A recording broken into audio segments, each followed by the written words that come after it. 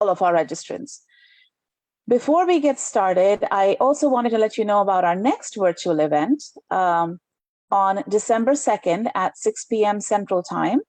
The topic of this event is the Crown Jewels of Texas Architecture, Preserving Texas's Historical Courthouses. Please join us to hear Susan Teets, the coordinator of one of the nation's most important preservation grant programs, as she shares stories and images about the restoration of some of the most iconic historic buildings in both rural and urban communities in Texas.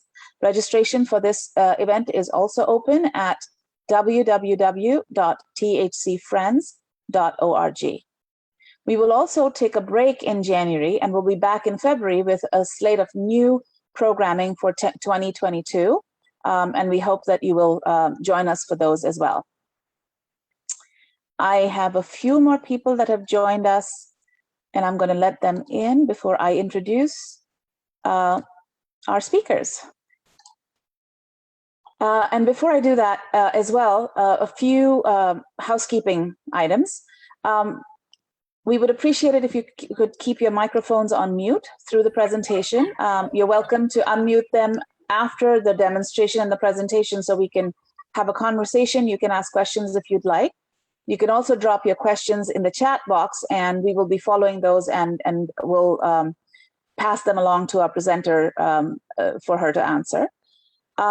Second thing, very important, since this is a cooking demonstration, I would highly recommend that once we finish the introductions, you switch your view to speaker view, and you can do that by hovering to the right of your screen, your Zoom screen.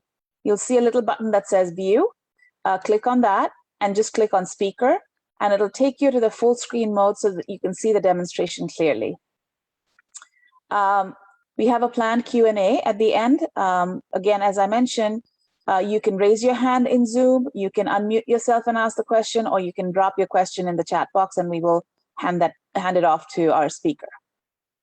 It is now my privilege to introduce today's event and our speaker, Barbara King. As you may know, the Friends of the THC's motto is preserving the real places and the real stories of Texas. Storytelling is key to the work of historic preservation, and it's key to the work of the Friends of the THC as we build support for the work that we do as an agency. And our presenter this evening is a master of the art. Barb King has 24 years of experience in living history and historic foodways. She is the Texas Historical Commission's domestic interpreter at the Washington on the Brazos State Historic Site Complex, of which Barrington Plantation State Historic Site is a part. Before coming to THC, Barb worked with the Texas Parks and Wildlife Department, the Greenfield Village, and the U.S. brig Niagara, the 1812 flagship of the state of Pennsylvania. Barb has a bachelor's degree in history and music and a master's degree in education, both from the University of Michigan. Barb enjoys exploring history through food culture and the chemistry involved in cooking, and is today going to take you into the historic Barrington Plantation kitchen and into the world of hearth cooking. Assisting Barb in her presentation and demo today as the tech expert on their end, because we are in two different locations, is Rachel Flynn, Assistant Site Manager at the Washington on the Brazos State Historic Site. She came to THC from Texas Parks and Wildlife when Washington on the Brazos was transferred to THC a few years ago. And before that, she was at Goliad State Park, serving as an interpreter. Rachel has a bachelor's degree in biology and a minor in environmental studies from the Truman State University in Missouri. Again, before we start, I'm going to remind you to change your view to speaker view so that you can see the demonstration well. And with that, Barb, Rachel, thank you both for taking time to be with us today. And it's all yours.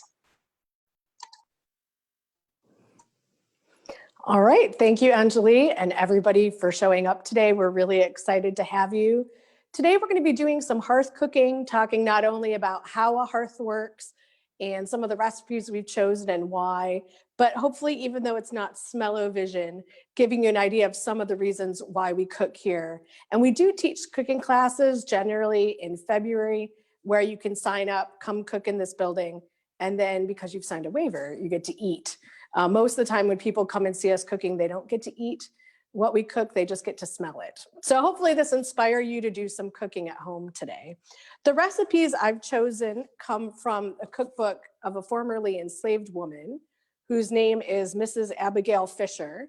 And this cookbook is called What Mrs. Fisher Knows About Old Southern Cooking. We show the site of Barrington in 1850. This cookbook is published in 1881. But the thing we like about it is that it pulls in the enslaved narrative at the plantation. So their cook Charity might have been making a lot of these same things. Mrs. Fisher, even though she writes this book later and is living in a different part of the country, would be cooking a lot of the same things where Dr. Jones lived in New Orleans, and he talked about how much he enjoyed that. So even though Dr. Jones is really specific about quite a lot of things on the plantation, he only writes food a very small percentage of his diary entries. So what we have today is some of our corn from what we grew here last year on the farm. This is called a dent variety called a gourd seed corn. We get this ground up in Waco, and it might be a little hard to see, but it's a pretty coarse grind. This is a lot like a Bob's red mill grind. If you get their more coarse white cornmeal, it tends to have the same texture and flavor profile. And the two recipes we're going to use today are one called the corn egg bread, which the recipe as follows. It calls for 2 eggs, 1 pint of meal, half a pint of sour milk, 1 teaspoonful of soda, which we would say is baking soda. Beat the eggs very light, 1 teaspoonful of melted lard or butter. Mix all together, well stirred or beaten, and bake in an ordinary pan. So that's the first recipe we're going to start with. The second is called plantation bread or hoe cake, which tends to be something, this first recipe we cook more in the kitchen on the plantation to show more family foods. The hoe cakes is more representative of what the agricultural staff will cook once a month, discussing enslaved foodways. And the recipe for the plantation cornbread is half a tablespoon of lard to a pint of meal, 1 teacup of boiling water, stir well, bake on a hot griddle. Sift into the meal 1 teaspoonful of soda. So there's no standardized measurements in these recipes. Those don't come along until later. So you do everything by ratio, which is part of the chemistry of cooking. But before we get to mixing it up, we'll take a look at the hearth, because this is the question we get asked most, which is how do you cook on a hearth? How do you make that work if there's no stove? We know stoves exist in this period, but this is a much more common method of cooking for the enslaved, whether it's for Dr. Jones's house or for their own consumption of food. So a hearth itself is a fireplace with a few additions. The flat part where we do the majority of the cooking is called an apron, just like the apron I'm wearing. And there's a crane. This one is a little hard to see and it's a little small, but it's back here. And you would hang a lot of pots from that. So if I wanted to boil water, for instance, or boil rice, Mrs. Fisher is very particular about how to do rice properly, especially when she's talking about her gumbo, and not having gummy rice is very important to her. So we could hang that from the crane. I also started this fire at about 8:30 this morning. And the idea is that when cooking on a hearth, you're most likely using the coals. So just like I'm gonna do now with preheating my pan, is I'm gonna pull the pot that I have some lard in out. And today we would call these a Dutch oven. We could call them bake kettles in 1850 or Dutch oven. Sometimes the process of making the iron itself is called Dutching.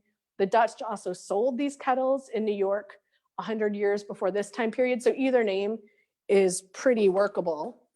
And what I'm gonna do to create my burner, essentially, is take some of these coals from down here that are nice and bright and golden and shiny. You can't smell it, so sorry, but the lard is nice and steamy hot. And I'm gonna put a scoop of coals on any part of the hearth, really. And that's gonna create the convection heat, because once I've mixed that cornbread, I'm gonna put it in this pan, put a lid on top of it, put a bunch of hot coals around it, and it should bake it just like your oven at home. And even though there's no standardized temperatures, cast iron is a pretty poor conductor of heat compared to, say, copper or tin. So we know we like to start with everything pretty screaming hot. so that as it cooks, we know that it's going to be finished. So I'm going to start mixing up the recipe. It says 1 pint of meal, which for us, we could have pint jars, but we also know that a pint is 2 cups. A pint is a pound the world around. And I have some milk in this cup here, but I'm going to use that same approximate measure for my cornmeal. So I'm going to put the milk in this bowl. Dairy is something we don't eat a lot of at Barrington, simply because farmers in this area and time period aren't really producing a lot of dairy simply because of the type of cattle they raise. So I'm going to measure this into a bowl. This is a whole bunch of our cornmeal that we just broke out of it bagged this morning. So this is about a pint, 2 cups. I can be a little generous since some of it will stick in there. So I'm going to put my cornmeal in that bowl. The next step is 1/2 pint of sour milk and a teaspoonful of soda. So I'm going to put about a teaspoon, about that much, in there and give it a stir. And once I've done that, I'm going to add the milk. The reason we do this is there's a baking addition. There's several things you can use in this time period. Saleratus is a natural kind of yeast cake that you could make and mix with cornmeal. Today you can use baking soda, but what that's going to do is the acids in the milk, it's specifically called for sour milk. And so I've added a little vinegar to this. And what that's going to do is end up reacting with it to help be a leavener along with beating the eggs very light. And so I'm going to put in some of this milk here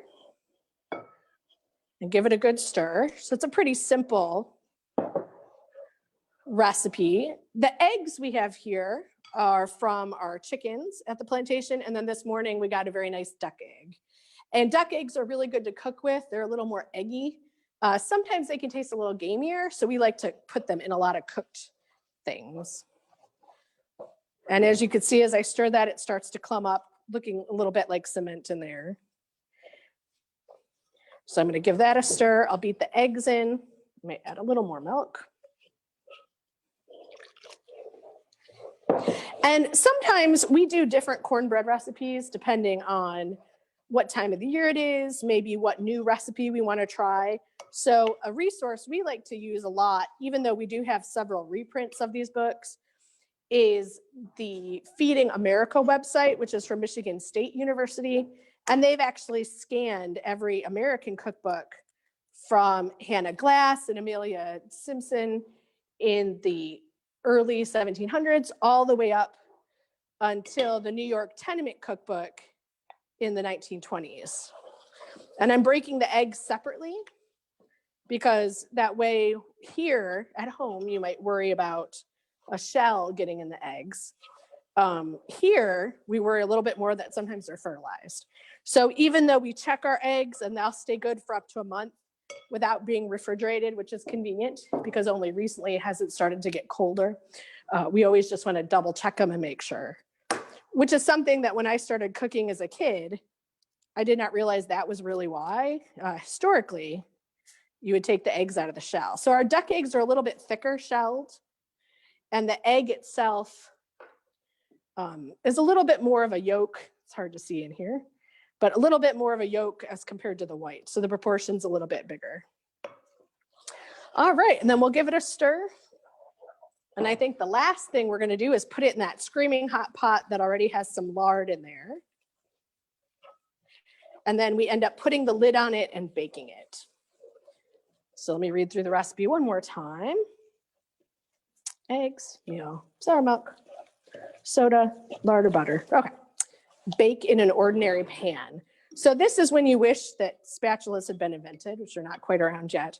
But I will do my best to scrape this mixture into that hot pan, and then you'll watch me put the lid on it with some coals on top of it. So especially having dairy is going to make it a little bit more of a fancier cornbread for us. If you listen carefully, you can hear it sizzling. And so I'm going to smooth it out in the pan.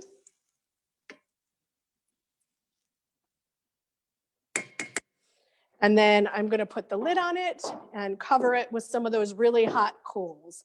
Ideally, it'll create heat just like our oven at home and cook the bread in that pan. By the time we're done with this talk, it may not. So I do have a plate of cornbread we baked the other day with this recipe, and you can even see it turned out a little bit different both times with how it looks on the dish. Same recipe, same ingredients. Always a fun thing to see how it turns out differently. So that's some of our former cornbread to give you an idea. Sometimes we put sugar in it, sometimes not. Some people call that cake. I think that's up to the cook's own druthers. All right, so I'm gonna put my lid on here. Oh, in fact, that fat did get very hot because that crispy cornbread edge is starting already. That's another thing of getting that pan really hot, is it'll crisp up the edges of it. So we still have hot coals underneath. We're gonna put some of these hot coals on top. Hopefully I can get them here without getting too close to the edge of the fire. And that's another reason we wear all these layers that we do. Sometimes people ask us if we're really hot, and we say no.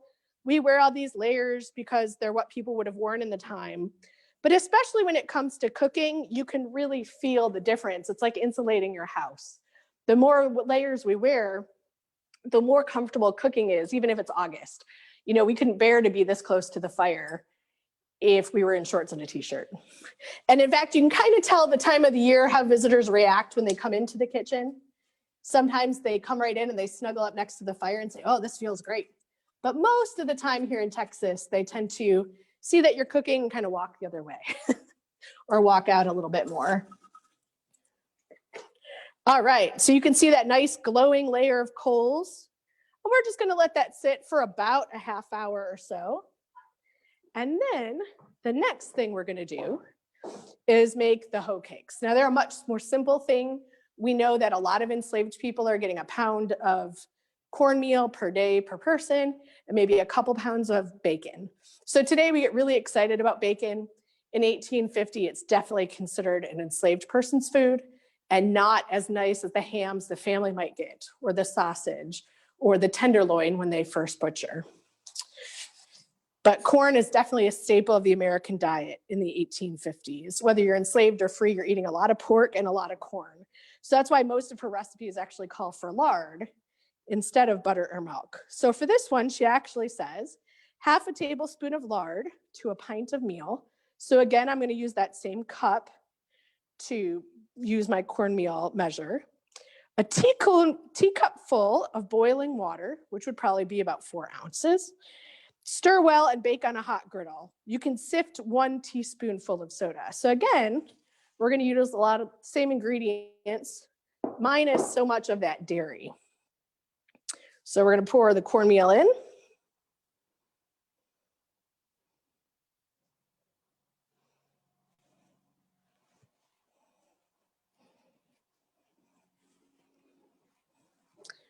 I'm gonna check and make sure I'm reading the right recipe.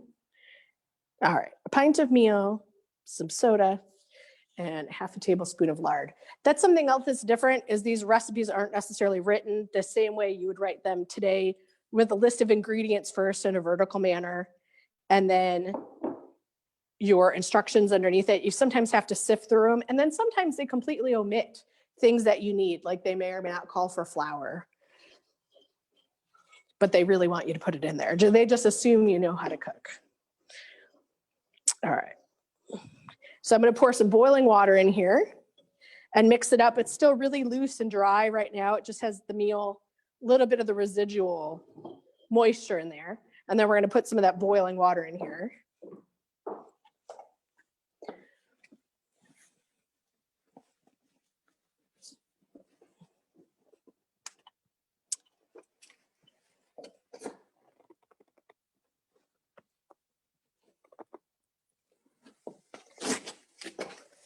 And try not to make too big a mess. All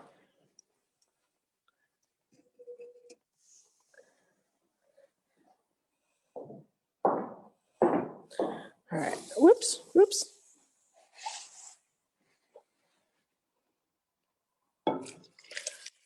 That's probably good.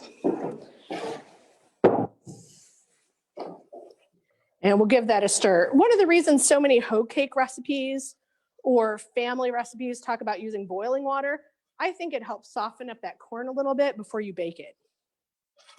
In fact, sometimes they'll talk about soaking the meal in the hot water. All right, we'll add some lard in there. All right, so it's grouped up a little bit. We've added the soda. We could add a little salt. I haven't done that today, but you could. And then I'm going to add about a tablespoon or so, maybe a little less, of the lard to this. Hopefully the boiling water will melt it. One of the things that's nice with doing these cornbread recipes, I feel when you're folding in the fat, is that you're coating each individual grain with the oils or the fat, the lard, and that it helps it either stay together in terms of our cornbread, or it helps keep it oiled. So when you do put it in a hot pan and you kind of pack it into a hoe cake, that it'll fry really nicely and get nice and crispy. So these are definitely not low fat foods. In this time period, it's considered an average. Today, we might say 1,200 to 2,000 calories for most people now.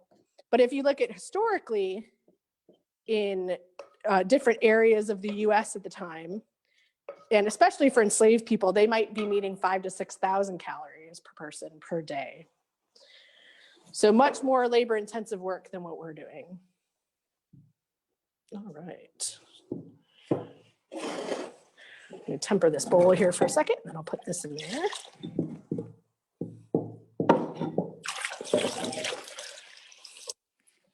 All right. And then I'm going to get this hot with some fat and then fry the hoe cake. So I'm going to pat it to hold it together. And then once it gets nice and hot in this fat, then we're going to fry it.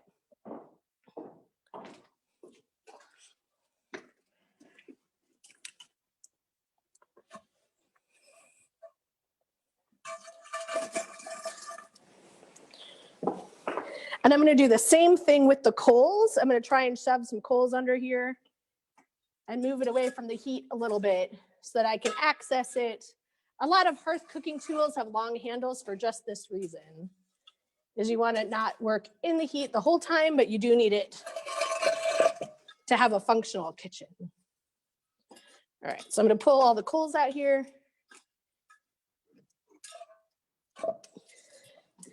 And get that melting. And then we'll basically cook this corn cake, and I'll make a couple of them. They may or may not stick together, we'll see. It's kind of like patting a really funny snowball.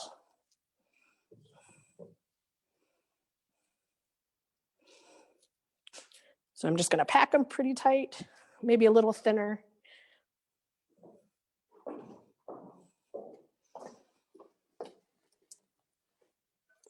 And I'll swirl my fat around a little bit, get the bottom of the pan nice and greasy. And then I might add some more coals under here.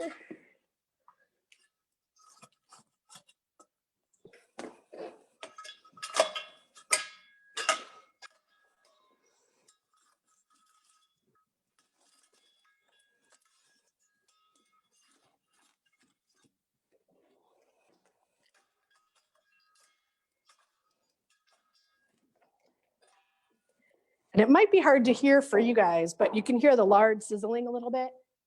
And so hopefully it'll be at a good temperature to where I can put these in there.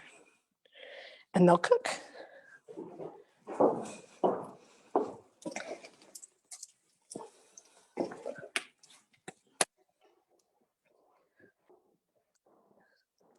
So that gives you some idea of cooking in 1850. And is the end of my demonstration until I go to flip those or open up the cornbread and look at it. But if anybody had any questions, I'd be welcome to answer them.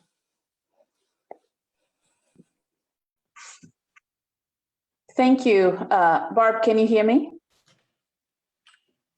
Okay. Yes, you can hear her. Okay, perfect. Awesome. So there were a couple of questions that came through while you were talking. One of them was from Bobby Christensen, who says, no salt. And I think you did mention that you can add salt. Is that something that was commonly added? Oh, sure, because it's one of the few types of flavorings that people have, unless you're growing chili peppers or cayenne peppers.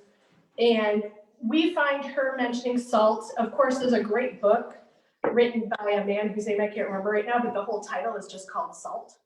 And he actually tracks human and animal migration patterns across the globe by salt deposits. Now, today in Texas, we know a lot of the salt deposits are also linked to the petroleum industry. So people here are buying salt. It's probably being mined in Michigan, has a big salt deposit, New England, Kansas, we will later find pretty soon, has a big salt deposit. So, or maybe sea salt and getting that shipped. So yes, salt is very popular. If you imagine how many barrels of salt you're gonna need to cure 1,000 pounds of pork a year, you're probably buying hogshead barrels, which are 500 gallons. I can almost stand in one. And so people would be buying tons and tons of salt. And I would think that in the hoe cakes, because you're adding bacon, there's a little bit of salt coming through that way as well. Exactly, right. And baking soda and baking powder tends to contain some salts, you know, as a mineral salt. You have a little bit of it in there. But yeah, you can always add salt to taste. She just doesn't call for it in this recipe. She does in some of the others. And it could be possibly, like you mentioned, you know, sometimes ingredients like flour were not mentioned in the recipes because it was expected that people would know to use that. Maybe same for salt as well. Exactly. Right. All right. Well, Elijah Bassnett says the funny thing to them is that the first time they ever had hoe cakes was at powwows. So any thoughts or any history you have about that? Well, that's a good comment. Fry bread's pretty good too if you've ever had that. I think it's just such an old recipe. Corn comes originally from a grass that's been domesticated for thousands and thousands of years, originally from the Americas. So I'm not surprised that native peoples or indigenous peoples from really any area in the Americas would be using it. It tends to be, I think, something passed down to generations unless you find it like we do through the use of historic cookbooks. So other people might just not know about it. Now, I grew up in a different state up north, so we only had cornbread, for instance, when mom made chili. But here you tend to find a lot where people still has been kind of a cultural pullover of eating cornbread much more frequently. So I wonder if it just has to do with that relation to corn. Okay, thank you. MM Pack, who was who was our presenter last month or in October, is on here. She herself is a chef and a food author, and she's taught. I'm just sharing her comment where she says this was a great demo of how our cooking foremothers had to deal with long, full skirts adjacent to open fires, and you explained why. Mm-hmm. So thank you for that. Cindy is saying every time you turned to talk to us, she held her breath because you know you might catch your skirt in the fire or something. I believe. I will say thank you for your concern, Cindy. I have done this for a long time, and knock on wood, I haven't gotten severely burnt or set my clothes on fire. So I don't know if you kind of see the tuck, but I do. This is my own patented technique. But I grab my skirts and kind of tuck them between my knees. It kind of pulls them up a little bit. But I hope that your heart is settling down a little more now. Thank you. And Bobby asked about the site where the historic recipe books were. Thank you, MM, for dropping that. And I just copied it and have dropped it in the chat again. It's the Feeding America site at the Michigan State University, and the link is in the chat box. Jan is asking, is this cookbook available anywhere, or a copy of it? Or this one in particular, the Mrs. Fisher's, this is a more modern version. There's a company out of New England called Applewood Books. They're out of Bedford, Massachusetts. And it's called Applewood, one word, and then Books. And they have a ton of historic reprints. And if they don't have the particular book you're looking for, that's where I like to direct people to Feeding America's website, because they've scanned all these historic imprint books. And you can find most of them have been reprinted, but if you can't, that's a good resource. So this is Applewood's. And I've dropped that name in the chat as well. Thanks. Cindy is asking, could you talk more about the dairy aspect? She always assumed that there was a dairy cow on each homestead in that time period. That's a really good comment. For us, what it boils down to is we found diary entries not only here at Barrington. So once in 13 years, Dr. Jones writes about having beef of any kind. So that probably means a neighbor's bovine got hurt and they had to shoot it and they got to eat beef. So we only find one reference that way. But the type of cattle we raise, these antique breeds, we particularly have piney woods, which are kind of cross between modern longhorns and an older cracker cattle variety that were originally brought by the Spanish. They just don't produce as much milk or as much butter fat as, let's say, a shorthorn Devon mix or a Holstein. So when we do have the milk for the calves, they need all of it. And then there also, you read accounts historically where people talk about the Anglos have all these cattle because they're worth more for their fat. There's no synthetic greases yet. And their hide, so for things like seats, leather, working, having them as oxen, than really for the milk. So you do find in some places, for instance, some people might have goats, but that tends to be regional and also a very ethnic thing. In fact, in a different state, I was reading in Kansas of kind of a conflict between two groups of folks, the Anglo settlers that had just moved in, the white folks that came in, and then some of the native people in the area who had lots of goats and they were selling them milk. But the people who had just moved into the area felt they were not giving them their due because they didn't know, being used to cattle, that goat milk has the fat incorporated in it. And so it won't rise to the top like cream does to make butter and cheese. You have to work with it differently. So you do run into some of those accounts in old stories too. But people will talk about it, Fanthorpe and Anderson in particular, about how if they do come across butter or dairy, it's generally rancid. Although then another dichotomy is that Mr. Fanthorpe and Anderson, he's making a lot of cheese. He makes something like 30 pounds or 300 pounds of cheese per year. And that's because he has access to dairy and he runs an inn. So he has the people that will be able to purchase it and eat it quickly before it goes bad. That's interesting. A quick question about other recipes that are in the book. Can you maybe share a few other, even just names or just kinds of food that was cooked at that time? There's two that I think are really interesting. One is a historic recipe you see a lot in this time period, and Rachel might know more about this being from Illinois, but there's a recipe called pepper mangoes, and it's actually a carryover from the 1500s with the British preserving mangoes from India and packing them full of cabbage and grapes and fruits and then sewing them back up and pickling them. Well, in the United States, that transfers to putting bell peppers, and you hollow them out and you put in grapes and cabbage and spices, mace, nutmeg, allspice. You can also use cucumber pickles and do that too. But people that tend to be from that section of the country in Indiana and some parts of Illinois tend to call green peppers mangoes.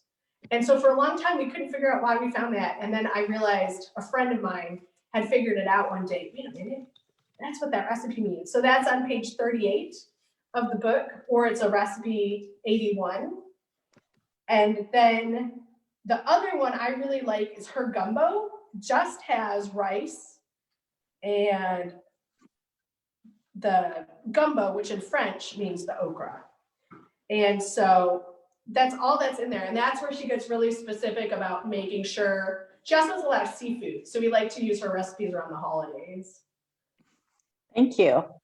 Sandra McCarter says, you've been absolutely wonderful in explaining and demonstrating and really engaging.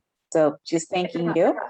Are there any other questions from the audience before Rachel goes or Barb goes and checks on the cornbread and the hoe cakes? Are there any other questions, or we can let her do that for a minute or two and then come back? I'll check on them. I'll be right back. So they've got nice and golden brown, and they're holding together pretty well. So I'm gonna see if I can flip it.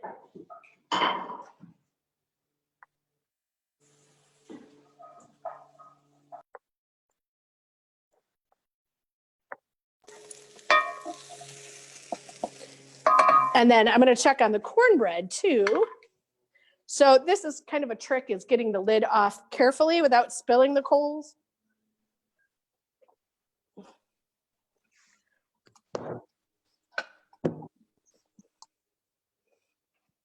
Oh, and that turned out lovely. I'm probably going to rotate the lid and put it back on.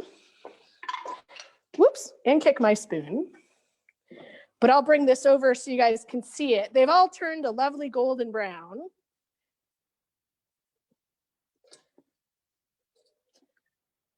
And I'll just walk this over a little bit so you guys can see. I don't know if there's a better way to show you, but it's gotten all nice and crispy on top. And then it's steaming. So I'm going to end up putting that back on here for a little bit and rotate it around a little bit more. And then the hoe cakes are looking nice and golden brown as well. So I'm just going to finish up the other side. And I like hoe cakes. Some people don't. But the nice thing about our historic cornmeal is that it tends to have a lot more body or flavor to it. And so I really enjoy just eating that by itself. That does look wonderful. And it seems to be such an easy recipe to use. With the holidays coming up, I think this is really timely. A question for you, I know you mentioned this earlier, but if you could repeat, if we were to go out and look for cornmeal in the grocery store today, we should be looking for Bob's Red Mill, the coarse ground. Okay. I think it's the most similar. And even then, this is still a little bit fresher tasting for us, but that's because we do it in small amounts. So it's not as big grinds, but that's the one when sometimes I have to buy it for some reason, I'll go get that one. Great. And then the other ingredients, is it okay to sort of switch butter for lard? Does that change the amounts any, or is it the same proportions? No, the proportions are about the same. I know for some of my Jewish friends or people that keep kosher, they can even use like Crisco, which is a cottonseed oil. And so it'll do the same. You just need some kind of fat. Oil tends to be a bit runny, but if it's a hydrogenated fat or a melted lard or butter, then it does pretty well. Got it. Vern Berry asks, would the meal, and I'm guessing that he's asking historically, would the meal have been ground at a nearby mill or on the plantation? Right, that's a good question. We do know that there was a mill in the town of Washington because 2 of the millstones as you come up to our site were actually dragged out of the river here. And you can tell the millstones have lands and furrows and different patterns. And people are really in England today are some of the few that still dress the stones to make them grind a particular way. So we know there was at least 1 mill in Washington, if not more later on. But the town kind of hits its peak for about 40 years and then kind of dissipates. So the next closest mill might have been in Navasota later. Got it. Cindy Barker asks, she has read about bee trees the settlers would look for. Did they put honey on their cornbread? Mm-hmm. And you do find, today bees are an endangered species, and they're talking about the European honeybee. Native bees, of course, make honey, just not in the same, or propolis, make it in the same consistencies or amounts, quantity that the European honeybee does. We actually talk about going for honey trees because Dr. Jones didn't keep bees here. And we know of at least 1 nearby the farm that we leave alone.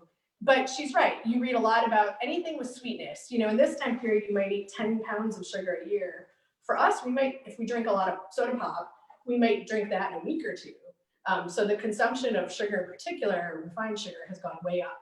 And especially for the enslaved, they have time to hunt and trap and get honey but on their own time. So you find them setting snares, anything they can to get extra calories. Got it. Linda Breeding is asking, how do we find out about the February cooking classes? That's a good question. I'm glad you caught that. If you look on our Facebook page, I've already put it up, or on the THC website, it should be on the calendar of events for the next fiscal year, and I believe it's January or February. Got it. And we will put those dates out. We'll find them for you all, and we'll put those dates out in the email that we send out after this event as well. Thank you. Oh yeah, and you can call us too. 936-878-2214, extension 248. Perfect. Thank you. We have another question from an attendee. What is a corn dodger? Oh, I've heard that. I think it might just be another name for cornbread or a corn cake. Sometimes names of things change between different periods and different locations. So to me, at least from what I understand it, not having read a recipe with that, I think it's very much like kind of a plainer corn cake, hoe cake. Got it. James Barrett says his father-in-law did not put eggs in his cornbread. So what can you share about that?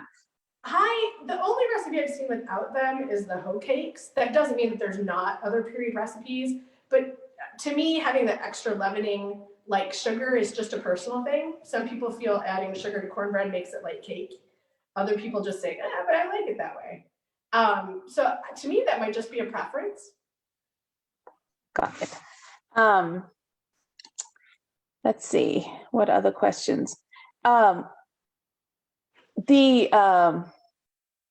you speak a little bit to the plantings that you have at Barrington Plantation? You plant or you grow heritage corn. Can you share a little bit about that as well? Sure. These are all historic breeds. So this is the corn, which you might not have been able to see as well earlier. This is called a gourd seed corn because when we look at the individual kernels, it looks a lot like seeds for different gourds. And so they get a dent in the top, which means that there's a lot more moisture taken out of it. Popcorn sometimes has that, depending on the variety. But we try really hard for all the fruits and vegetables we grow, our livestock, to have heirloom or older varieties. So we have okra, for instance, that's from the 1830s from Georgia. And so we just save seed every year. Some things like this, we actually started out with purchasing from historic seed purveyors. And now we think we're one of the few places in the country that grows this corn. Because if you don't use historic foods or historic livestock, they'll go extinct. And especially with even just seed catalogs over the last 100 years, you can see the elimination of a lot of different types of varieties of, fruits, vegetables, having white turkeys instead of brown ones. Got it. And what is the process of taking the corn off the cob? Is it done, do you dry the corn first and then take it out? Or historically, how was it done? Right, you do.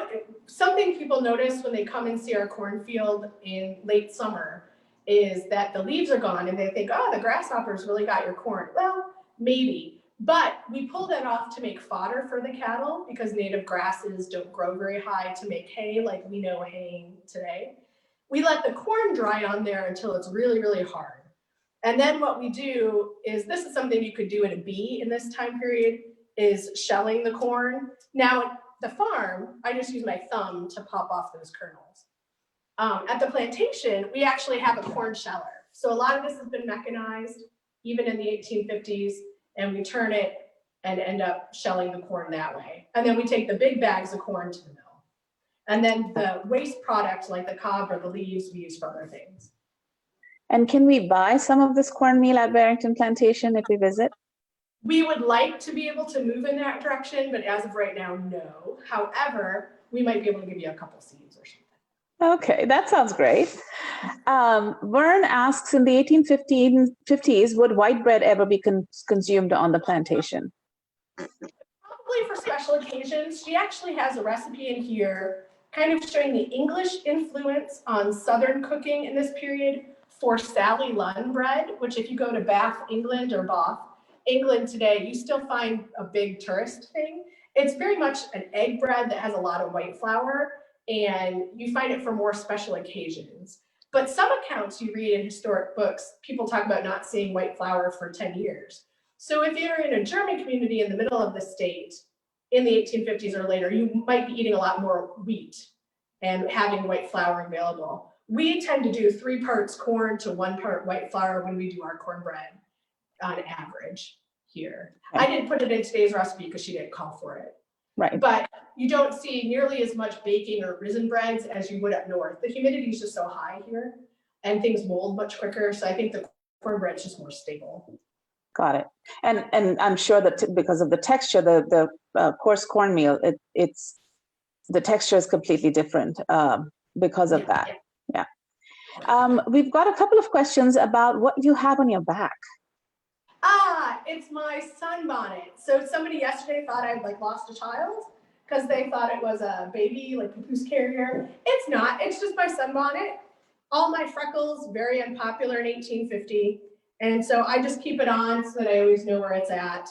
And when I'm out in the sun, I can pull it on. And then my cap, my hair is actually done underneath the cap, but because I'm a married woman and I'm a little bit older, it's more customary to cover your hair. Part of it is St. Paul's injunction for married women to cover their hair. Part of it's just cultural.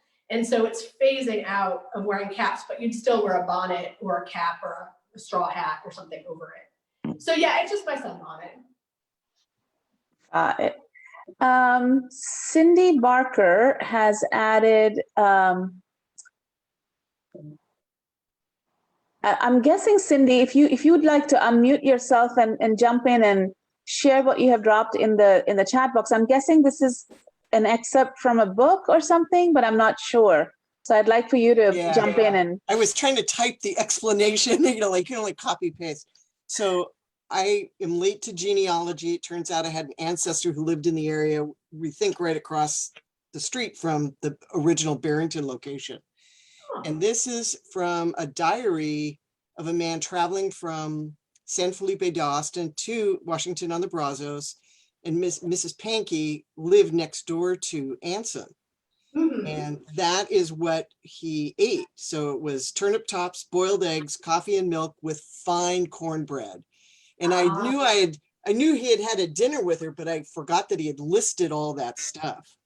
Oh, that's great. Yeah, and it's very seasonal. Like today we have tax season and baseball season and football season and Christmas season, right? And this time period, it kind of all revolves around food because you can only get, like when I was a kid, you couldn't get strawberries in December. Now you can get them all year. And the very seasonality of that, and then it being very basic food. Of course, the lower we eat on the food chain, the healthier, especially those turnip greens. Yep. So yeah, you might come in the spring and see us eating that exact same thing, because a lot of people talk about in the winter, you've just gotten your meat harvest for the year and you've planted all your things in the spring, but they're not quite coming up. So today we would think like, oh, winter is a hard time of year. You've just preserved all your things. You've just gotten your food, but spring is when you're waiting for things to come up. So how interesting. Thank you for sharing that. Yeah. Thank you, Cindy. I'm not originally from Texas. I come from North India from the mountains, and what always fascinates me as I listen to these presentations and food waste demonstrations is how much commonality there is in foods. Back when, and so cornmeal was very, very, very commonly used in my home state in India. And we had something like hoe cakes without the bacon, flatter, and we used to eat it with honey. I grew up eating that with honey. And turnip greens is a staple in my hometown or home state. I even cook it here in Austin, so it's really fun for me to kind of see how things connect. I'm sorry, my interruption. That's one of our favorite recipes to actually show visitors sometimes, is by 1850, we're getting so many international spices and flavors that our kitchen pepper, which I think of as the 1850s Mrs. Dash, contains mace and nutmeg and allspice and cinnamon. And it's more like a curry, but then even some of these historic cookbooks actually have curry recipes in them with chicken. Now it's not done the same way today, but you're still seeing those international flavors coming through, which is really exciting. And that's very cool that you make that still, or you grew up eating kind of the same thing. That's really neat. Yeah. Cindy says in Fort Richardson in North Texas, they made 600 to 800 loaves a day for the soldiers. Would that be white bread or cornbread? Probably white bread. Soldiers and the army are a little bit different because they're eating in quantity. Plus they have a whole part of the garrison that is like the cook and the cook's staff.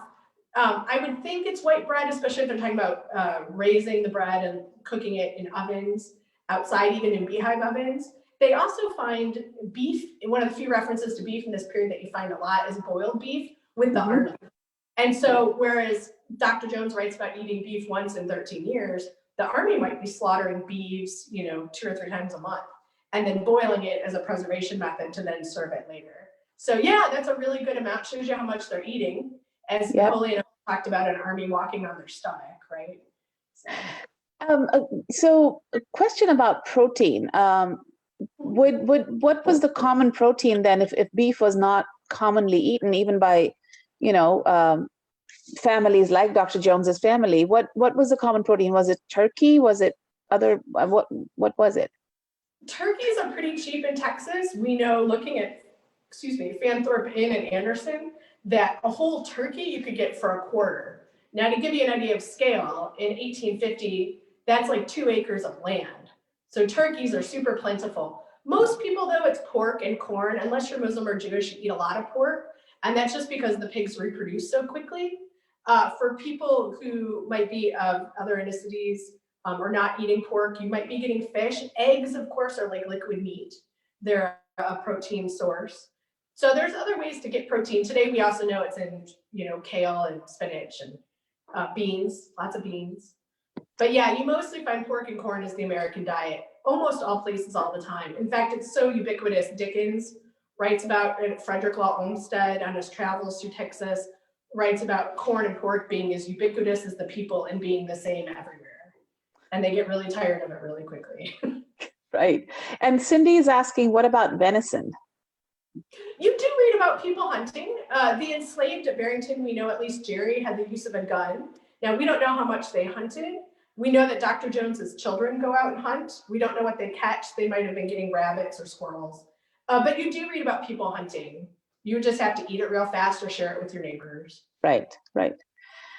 Elijah says a lot of flatbreads are common throughout the world, like hoe cakes are super similar to the footbread and naan bread, definitely. And obviously different main ingredients due to the different types of local vegetables. So absolutely.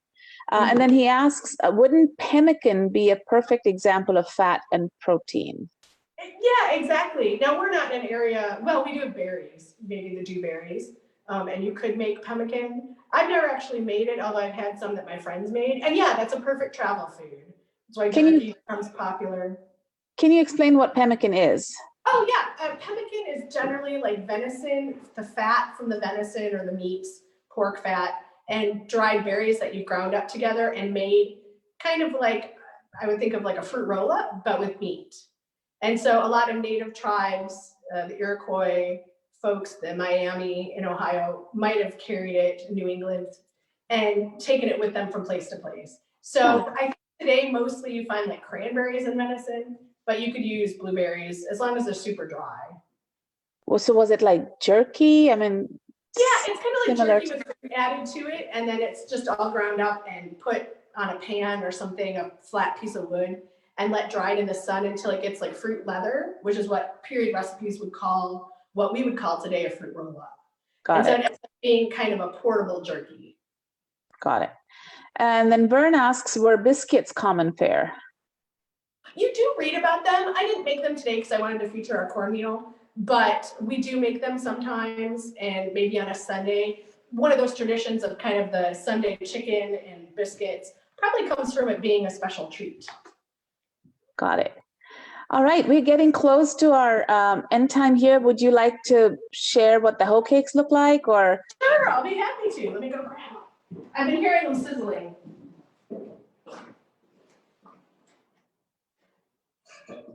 And in the meantime, Elijah also explains further about pemmican. He says it's like a Rice Krispie treat with fat holding together very dried out meats and berries.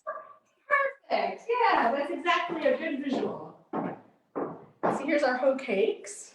So they also got pretty brown, and they smell really good, and they're nice and hard. So like a lot of breads, the way you know they're done is you flick them, and if they sound hollow, they're done. There's not so many of those things we're worried about in here, like eggs or, well, the lard was raw at one time, but it certainly isn't now. So those should be pretty tasty.